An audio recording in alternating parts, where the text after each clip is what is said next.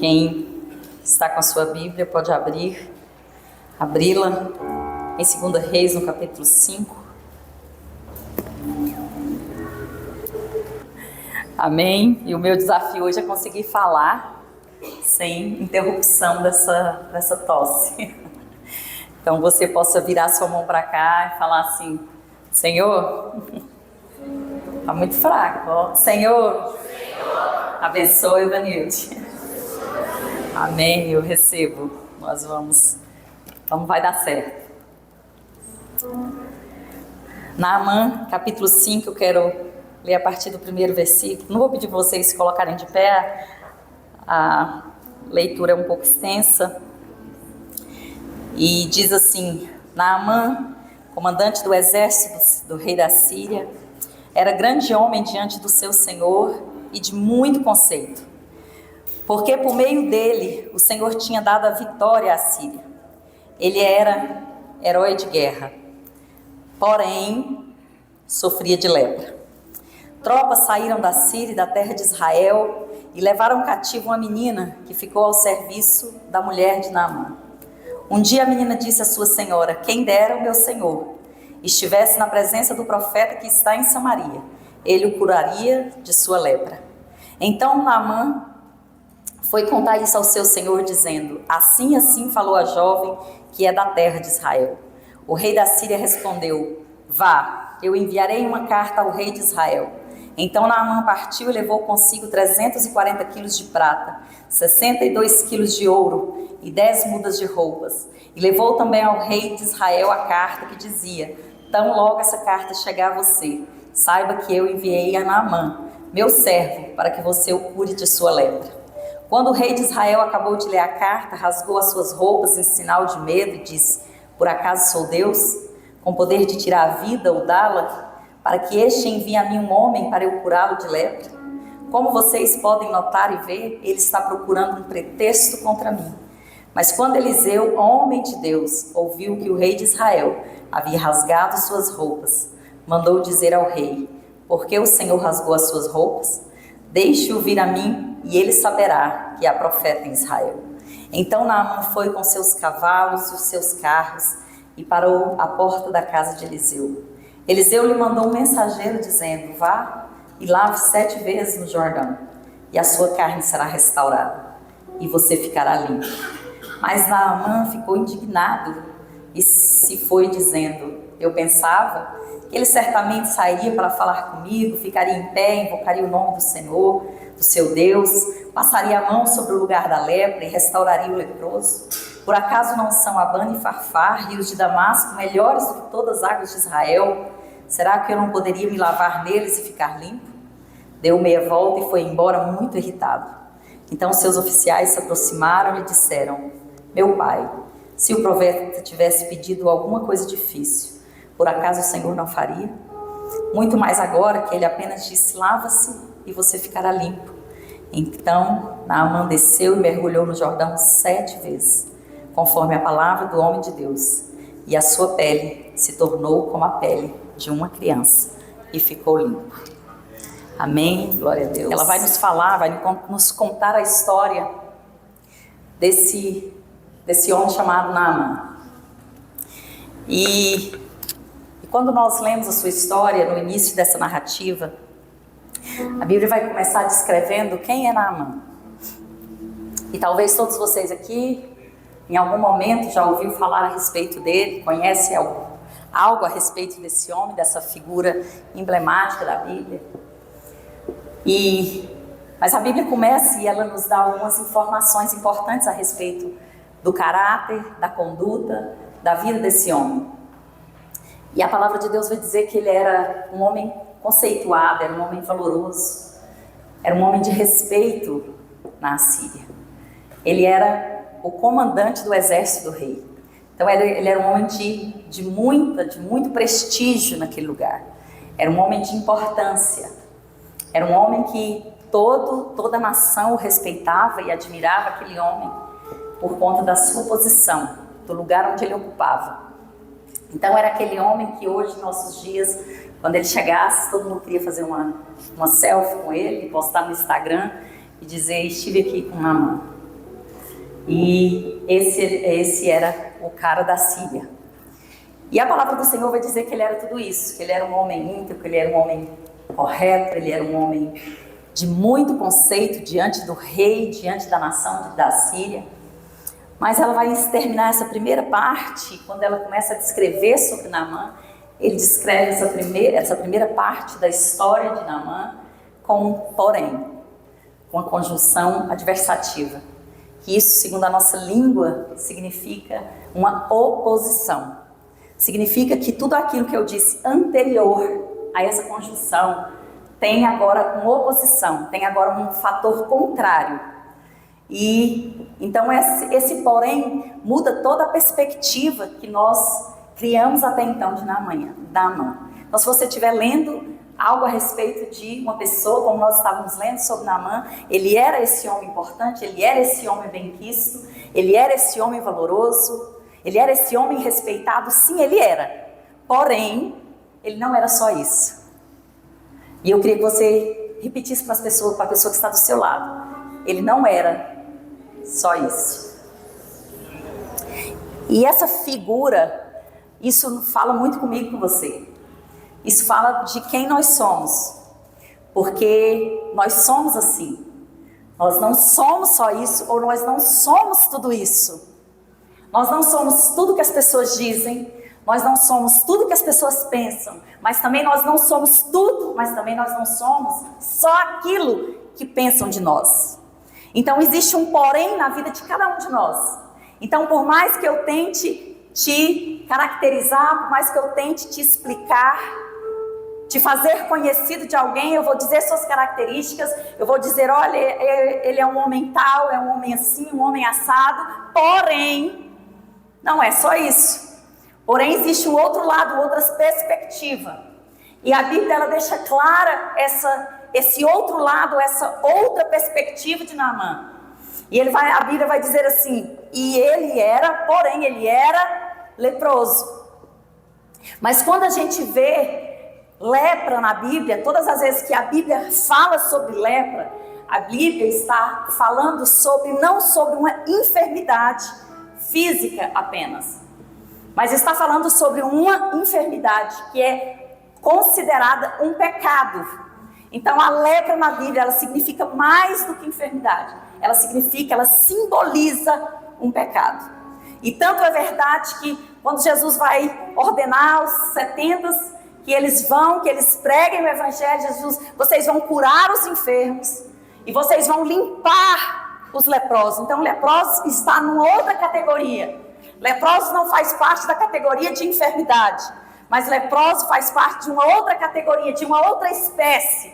Então, Jesus diz, os doentes, os enfermos, vocês curam, mas os leprosos vocês limpam. Então, isso fala de sujeira, isso fala de algo que está intrínseco no homem, não só na carne, no físico, mas algo que está interiorizado na pessoa. E quando nós vamos ouvir a história de Naamã, nós vamos nos deparar com essa realidade. Que Naamã, ele era esse homem. E ele não era um homem... Ele era um homem admirado. Ele era um homem bem conceituado, aceito. Então eu fico imaginando que Naamã tinha muito mais características, muito mais virtudes do que a própria Bíblia vai descrever. Ou vai discorrer. E ocupava a maior patente da sua nação. Ele era o general do exército do rei da Síria. Então Naamã não era um soldado, embora ser soldado do exército da Síria já era grande coisa, porque era o maior exército até então. Era a Síria que mandava, que governava. O rei da Síria era considerado o rei mais poderoso na época de Naamã. E ele não era só um soldado, como eu disse, ele não era só um capitão, mas ele era o general, ele era o Naamã. Então ele era aquele a quem os outros via e obedecia.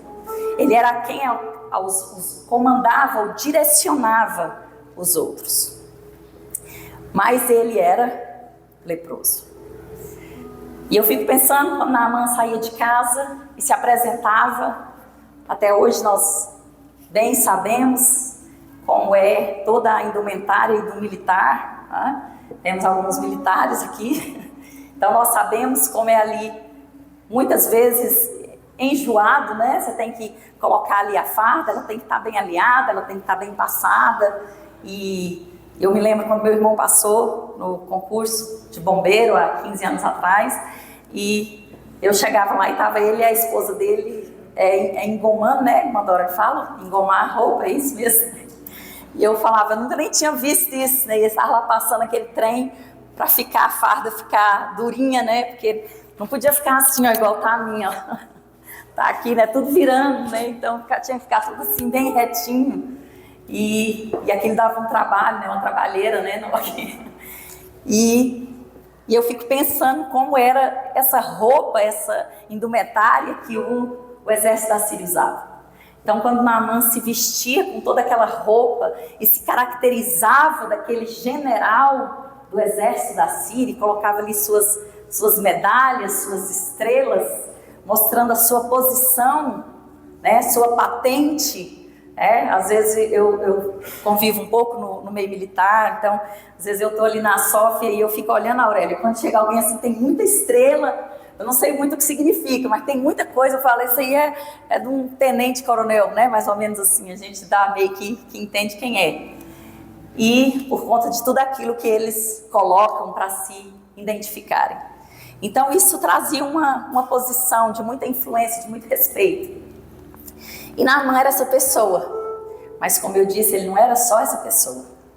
Naamã era leproso. Então lá fora Naamã era um herói, mas dentro de casa Naamã era doente. Lá fora as pessoas viam e conheciam o melhor de Naamã, mas dentro de casa as pessoas, sua casa, sua família convivia com o pior de Naamã. E eu fico como isso muitas vezes nos arremete ao mundo que nós vivemos. Como nós temos uma tendência de, lá fora, sermos o melhor de nós. E dentro de casa, para aqueles que mais amamos, nós apresentamos a nossa pior versão. São aqueles que vivem com você, são aqueles que dormem com você, que comem na sua mesa, que geralmente experimentam dos seus lados mais sombrios. São esses que dormem na mesma cama que você, que comem na mesa que você, que conhecem a sua pior versão. A sua pior versão, o pior de si. E muitas vezes lá fora, as pessoas conhecem o herói, o bonito, o educado, a mulher fina, bonita, arrumada. Mas dentro de casa, o seu marido, os seus filhos, conhece a pior versão dessa mulher. Isso é gritante em nossos dias. Como as pessoas têm interesse em mostrar lá fora a sua melhor versão, mostrar o seu lado melhor, suas maiores virtudes, mas muitas vezes não se preocupam em mostrar e doar da sua pior versão para aqueles que você mais ama. Não é porque você os odeia, mas é porque eles estão com você, dentro da sua intimidade. Eles estão dentro da sua casa. Naamã, quando saía na rua, vestia toda aquela roupa bonita e escondia a sua lepra. Mas quando chegava em casa, ele tirava toda aquela vestimenta e mostrava a sua pele doente. E a lepra, ela é tão comparada, ela é tão parecida com o pecado, que até os sintomas da lepra nos arremete a uma vida de pecado. Porque a lepra, segundo os estudiosos, hoje não é mais chamada lepra, né? Hoje é chamada hanseníase. Ela é uma doença que pode ficar incubada durante anos. Durante anos, ela pode ficar escondida, sem que você saiba que você tem. E quando ela se manifestar, as primeiras manifestações dela, muitas vezes são pequenas manchas na sua pele. E essas manchas, você vai perceber que aonde nascer aquela manchinha, vai começar a ficar meio que dormente. A pele fica insensível. Então você não sente. E se a pessoa se queimar ou triscar em algo muito gelado, ela não vai sentir. que aquele lugar está dormente, completamente adormecido. E aquela pele agora adormecida começa a adoecer. E ela vai atingindo as camadas da pele, todas as camadas da pele, até chegar nos ossos. E abre feridas pela pele. Então, quando ela abre aquelas feridas, se torna extremamente doloroso. E o leproso precisa conviver com isso. Mas nessa época, a lepra, pior ainda do que nos nossos dias, não havia tratamento. Então, um leproso, quando ele se dava por leproso, quando ele desconfiava que estava doente, ele tinha que se apresentar ao sacerdote. E olha como é curioso isso. Ele se apresentava ao sacerdote. E se fosse declarado leproso, ele nem para casa voltava. Então ele tinha que ir para um lugar e ficar excluído, longe das pessoas, longe de casa. E ele ficava ali até que ele morresse, ou até que ele fosse curado.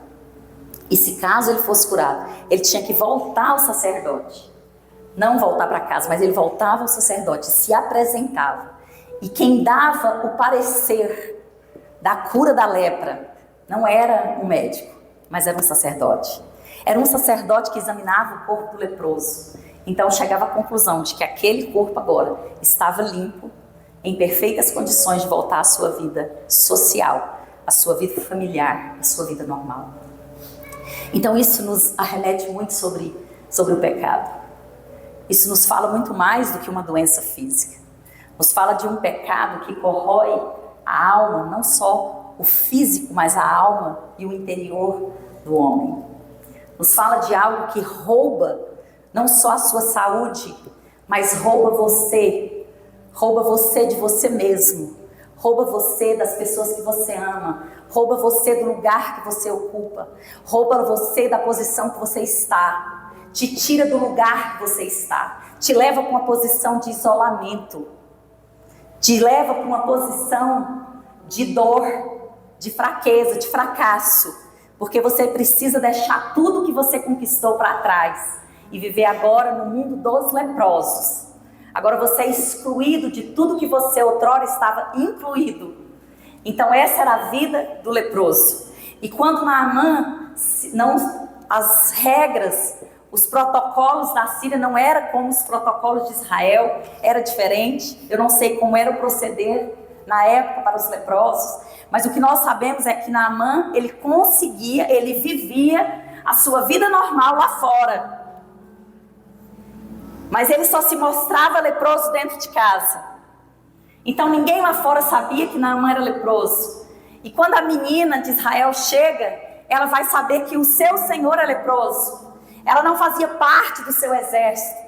Ela não fazia parte do mundo que Naamã se mostrava como o herói Naamã, mas ela fazia parte de um mundo da intimidade de Naamã, onde Naamã despia das suas roupas, das suas indumentárias e se mostrava verdadeiramente quem era. Era um lugar onde ele não se escondia. Era um lugar que, por mais que ele tentasse se vestir, por mais que ele tentasse se ocultar, era impossível aqueles que convivessem com ele de não saber que ele era leproso, porque ficava marca em suas roupas. Então quem fosse lavar as roupas de Naamã saberia que ele era leproso.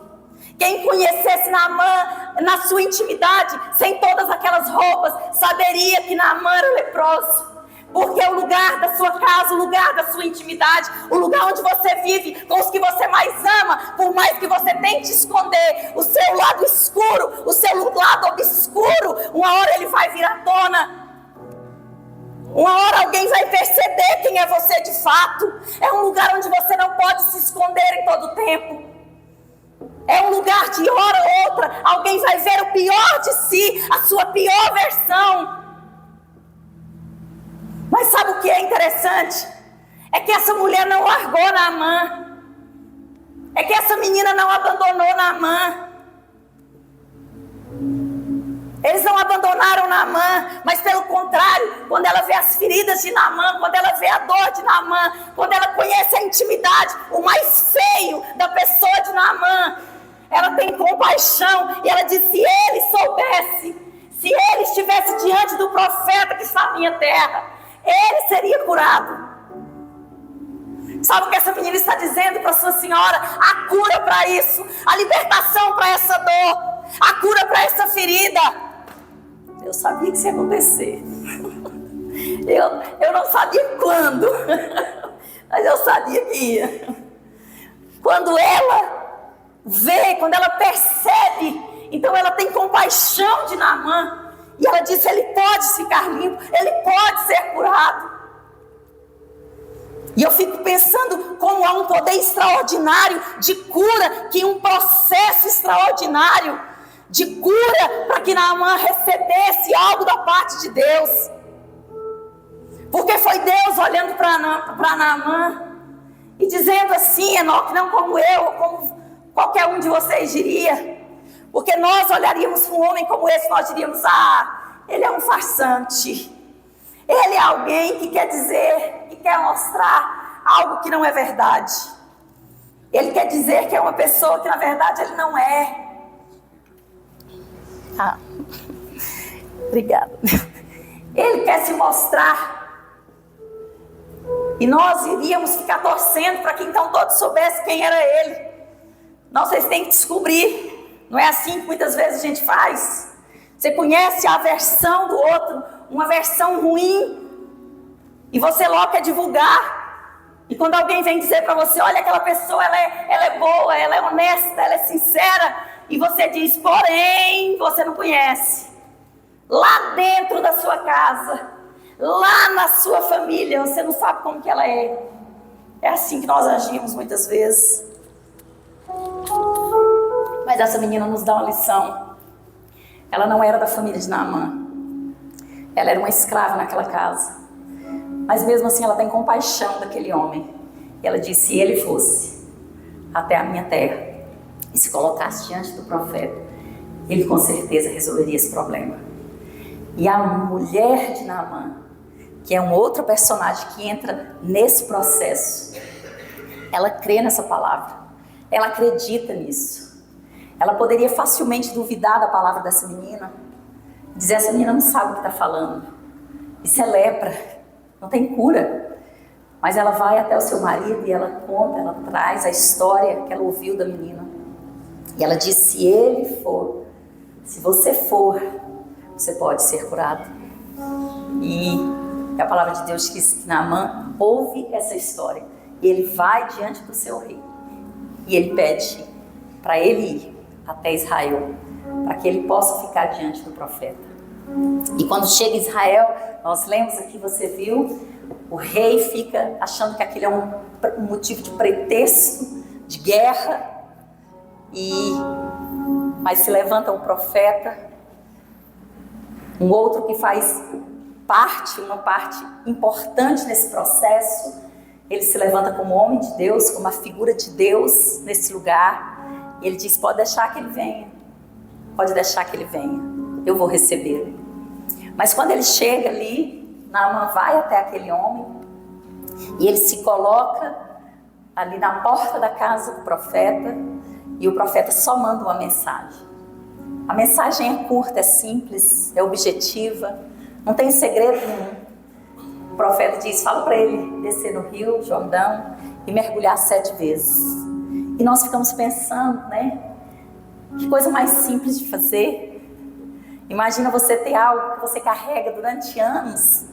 Uma dor que você carrega durante anos. Algo que te incomoda, que te dói, que te machuca. E de repente alguém vira para você e fala, você quer se ver livre disso? Entra ali naquele rio, mergulha 7 vezes. Parece tão fácil, né? Para qualquer um de nós parece tão fácil. Mas para Naamã, aquilo foi um tapa na cara de Naamã. Sabe por quê? Porque aqui nós vamos conhecer a verdadeira lepra de Naamã. Que não era aquela doença da carne. Que não era aquela doença que estava ali. Aquelas feridas que estavam na sua pele. A verdadeira doença de Naamã estava dentro do seu coração. Um coração cheio de orgulho, de vaidade. Quando ele é recebido daquele jeito, ele fica extremamente indignado. E ele deve ter pensado, aonde eu vou ter uma cadeira com meu nome para eu sentar. Aonde eu vou as pessoas fazem fila para me receber. Colocam um tapete vermelho para eu passar. porque eu sou o general. Eu sou o general Naaman. Agora eu venho até essa terra poerenta e ele fala para eu simplesmente mergulhar no rio. Ele não se dá o trabalho de me receber. O profeta não saiu, não fez nenhum tipo de honraria, não fez nenhuma recepção para Naaman. Ele simplesmente manda um recado. E aquilo fere profundamente Naaman, ao ponto dele ficar tão indignado, dele falar, eu vou voltar, irado com aquela situação. Mas o profeta fez, na figura de Deus, exatamente o que precisava fazer. Porque ali começou o processo de cura de Naaman. Ali Naaman se mostrou. Ali Naaman escancarou o seu verdadeiro e a sua verdadeira lepra. Quando ele mostra o seu orgulho, a sua vaidade, a sua arrogância de dizer quem esse homem pensa que é, com quem ele acha que está lidando.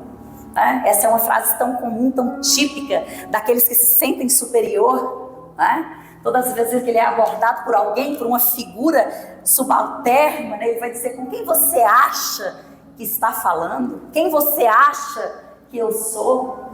Né? Quem você acha que eu sou? Né? Quantos de nós às vezes já usamos essa frase? Já usou essa frase alguma vez na sua vida? Quem você acha que eu sou? Mas Naaman poderia dizer, quem ele acha que eu sou? Né? Com quem ele acha que está lidando? Então isso mostrou sua ferida. Isso mostrou a verdadeira lepra que estava no coração de Naaman. E ele quer ir embora, sem receber a cura. Mas esse era só o pequeno começo do processo. E alguém, um dos seus oficiais, chega até ele. Eu fico pensando que Naaman, pela postura, pelo lugar que ocupava, era uma pessoa que não era muito acessível. Né? E eu fico pensando como esse oficial foi corajoso, né, de chegar para aquele homem que já estava extremamente irritado. Né? Quando alguém fica irritado, principalmente um chefe, a tendência nossa é querer sair de perto. Né? Deixa eu sair de perto, que não vai sobrar para mim. É assim que a gente costuma agir. Né? Mas esse oficial foi mais um dos instrumentos de Deus. E ele chega até esse senhor e fala, Senhor, ele não te pediu coisa tão difícil, é tão simples isso. Porque na verdade, para o coração humilde do oficial, mergulhar no Jordão era algo muito simples. Mas para o coração doente, leproso de Naaman, era algo extremamente ofensivo. Era uma vergonha. Era uma vergonha a sua recepção. Era uma vergonha a forma que ele tinha sido recebido. Era uma vergonha tirar a sua roupa, expor a sua doença, expor as suas feridas diante dos seus homens, dos seus soldados. Era vergonhoso para Naaman. Aquilo doeu mais em Naaman, talvez, do que suas próprias feridas. E por conta de ouvir e de fazer parte de um processo, de estar inserido num processo, ele aceita, ele acata e ele vai dar os 7 mergulhos no Jordão. Os 7 mergulhos no Jordão. Não 1, não 2, 7. 7 vezes. 7 vezes Naaman teve que entrar e sair. E não tinha cura. A segunda vez, entrava e saía, estava do mesmo jeito. A terceira vez, mergulhava e se levantava. A sua carne ainda estava do mesmo jeito. 7 mergulhos. 7 imersões no Jordão. Até que no 7º, a Bíblia diz, e a sua carne se tornou limpa. Porque a purificação, a cura de Naaman, a libertação de Naaman começou de dentro para fora. Naaman começou a ser liberto de dentro para fora. Cada mergulho no Jordão era um pouco de Naaman que ficava ali. Cada mergulho que Naaman dava, um pouco de si ficava ali. Um pouco da sua arrogância, do seu orgulho, da sua altivez, da sua soberba, ficava no Jordão. Ficava no Jordão. E todas as vezes que ele levantava, embora ele não visse, porque ele queria ver a sua pele restaurada, mas ele não estava se dando conta de que algo estava acontecendo no interior dele, algo estava acontecendo dentro dele. E eu quero dizer para você nessa noite, que muitas vezes nós queremos desistir durante um processo de cura, um processo de libertação, porque nós paramos na metade dos mergulhos e nas imersões que nós fazemos. Porque nós olhamos para nós e parece que não tem mudança, e parece que não tem transformação, e parece que eu estou do mesmo jeito. Mas o que nós não nos damos conta é de que a cura, de que a verdadeira libertação da lepra que existe dentro de nós, ela acontece a cada mergulhar, a cada imersão que nós damos em Deus, a cada mergulho que nós damos no Espírito Santo de Deus, nós vamos sendo curados, nós vamos sendo libertos. Porque todos nós temos um lado sombrio, todos nós temos um lado feio, um lado obscuro que nós não queremos que as pessoas vejam. Nós queremos mostrar o melhor de nós, mas nós sabemos que lá dentro do nosso coração, no coração de todos nós, existem verdadeiras lacunas que não são ocupadas ou preenchidas por Deus. Sabe por quê? Porque o pecado da lepra está ali, o pecado do orgulho está ali. E aonde há o pecado do orgulho, da vaidade, da soberba, aonde há o pecado, o Senhor, Ele não entra, Ele não habita. Então é algo que vai corroendo e nos machucando e tirando o melhor de nós. Porque o melhor de nós precisa ser nos nossos lugares mais íntimos. É no nosso meio mais íntimo, mais familiar, que nós precisamos ser a nossa melhor versão. Nós precisamos mostrar verdadeiramente as nossas maiores virtudes para aqueles que nós amamos, porque senão todas as coisas que nós fizermos em público é um mero teatro, é uma imitação, é uma ficção. Mas talvez você esteja se perguntando como ser a melhor versão, como doar o melhor de você para aqueles que verdadeiramente importa. É deixando que o Espírito de Deus entre nas feridas mais profundas do seu coração, entre nos lugares mais sombrios da sua alma. É deixar que o Espírito Santo de Deus abra as portas dos cárceres mais privados dentro de você. Deixar que o Espírito de Deus entre em lugares que você não permite, que o seu orgulho não permite. Em lugares que muitas vezes nós trancamos, não só por causa de orgulho, não só por causa da nossa vaidade, mas que muitas vezes nós trancamos por vergonha.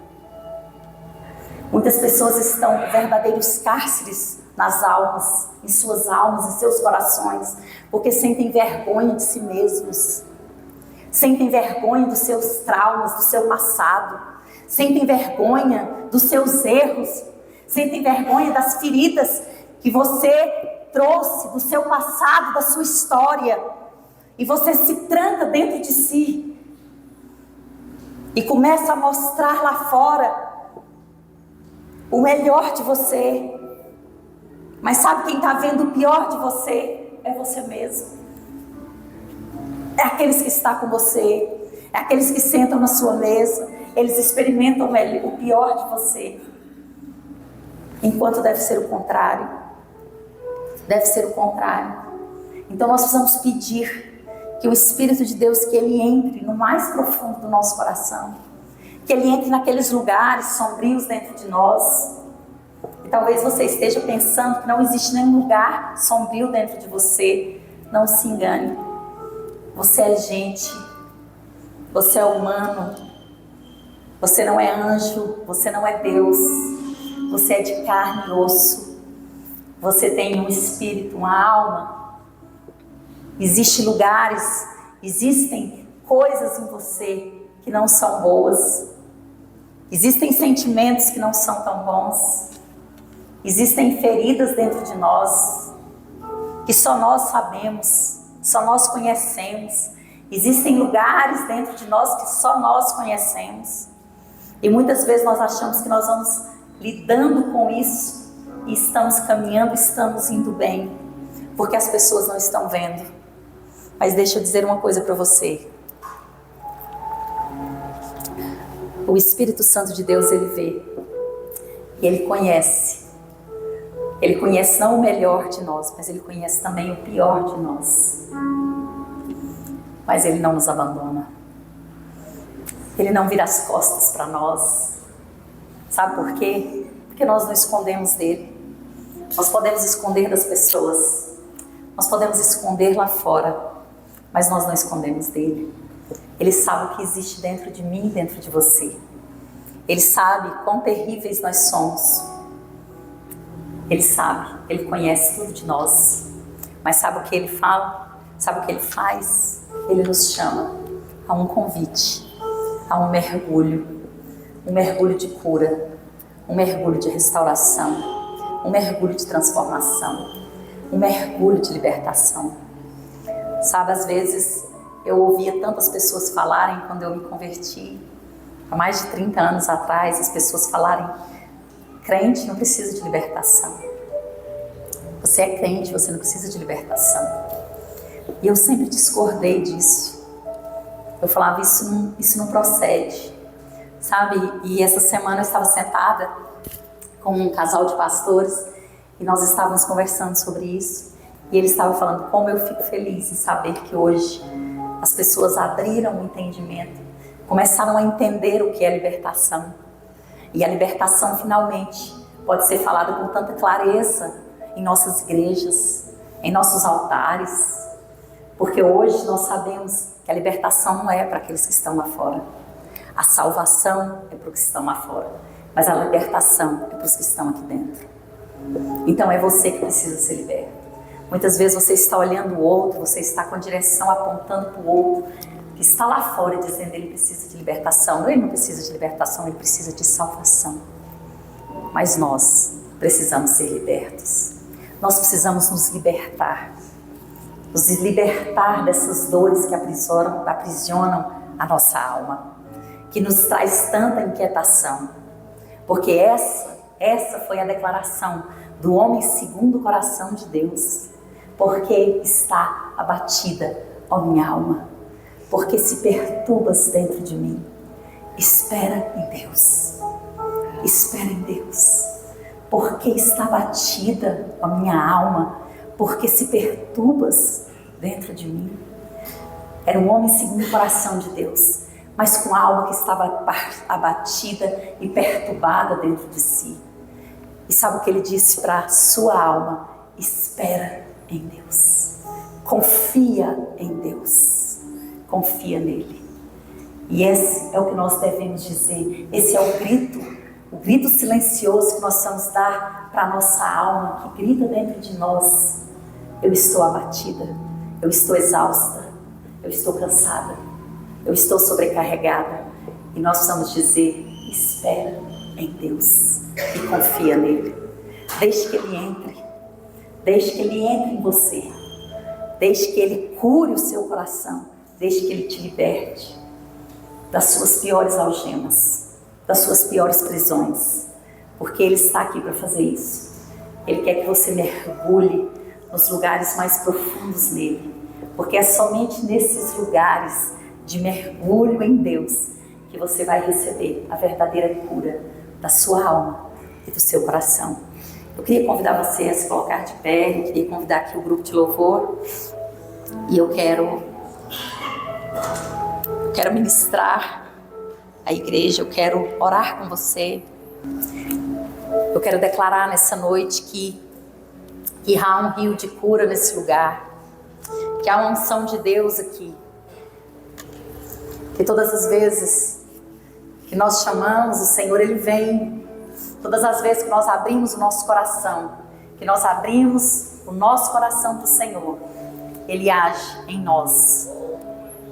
E sabe, quando Naamã chega ali diante do Jordão, eu fico pensando que toda a recepção de Naamã em Israel, tudo aquilo ali já tinha atiçado as suas feridas, já tinha atiçado os lugares mais terríveis dentro dele.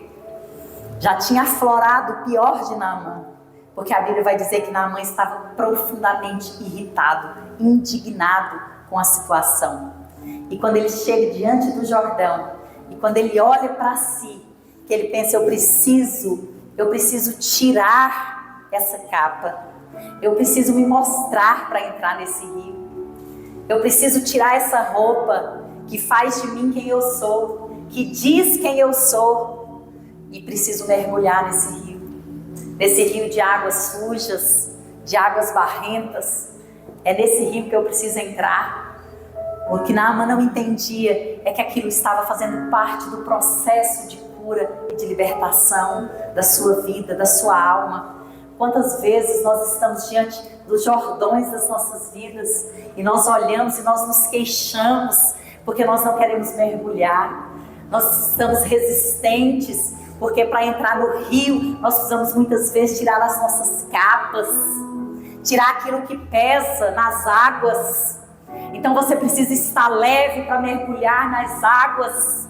E você precisa se desfazer de tudo aquilo que você traz, que você carrega. E você olha e por se recusar a desfazer daquela figura que você se mostra, você permanece leproso, você permanece sujo, você permanece doente, porque você não quer abrir mão da capa que você vestiu. Você não quer abrir mão dos lugares que você ocupa. Você não quer perder a sua reputação. E tem um pastorzinho, um senhor, que eu amo muito, que ele costuma dizer assim: o crente que está preocupado com a sua reputação, ele já se perdeu há muito tempo. Há muito tempo. Sabe, nós precisamos entender que muito mais do que ocupar lugares, status, posições, nós precisamos estar curados, nós precisamos estar livres, nós precisamos estar com o nosso coração livre em Deus, curado em Deus, porque é isso que importa, é isso que vai fazer diferença. Sabe por quê? Porque quando Naamã sai daquele rio e se vê completamente livre, ele quer deixar ali todos os presentes que ele havia trazido, ele quer deixar ali a sua gratidão, ele quer demonstrar ali a sua honra com aquele processo que ele havia passado, um processo de transformação, um processo de cura. E sabe o que eu acho tremendo nessa história, na figura de Naamã? É que quando ele vai embora, ele vira para o profeta e ele diz assim: eu vou mandar, me permita que eu leve 2 carruagens de terra desse lugar. Naamã levou a terra de Israel. Sabe o que ele estava dizendo? Eu vou honrar essa terra. Todas as vezes que eu for adorar ao Senhor, meu Senhor, ao seu Senhor, ao Deus que eu conheço agora, eu vou honrar, eu vou adorar na terra de Israel, sobre os meus pés, sobre a terra de Israel. Naamã entendia o processo de honra. Naamã estava dando honra com aquele ato, honra ao profeta, honra ao Senhor. O homem havia sido transformado. O homem havia passado pelos 7 mergulhos no Jordão e havia alcançado, finalmente, a cura da sua lepra. Que nós possamos mergulhar quantas vezes for possível no rio da vida de Deus, até que nós sejamos completamente curados. Muitas vezes nós estamos tão preocupados com as doenças que atacam o nosso físico, o nosso corpo. Mas as piores doenças que nós trazemos dentro de nós são aquelas que estão ocultas dentro do nosso coração. São aquelas que estão escondidas dentro de nós, que muitas vezes vão resultar em doenças físicas, em feridas visíveis e expostas. Nós vamos olhar para dentro de nós e buscar a verdadeira cura, a verdadeira transformação.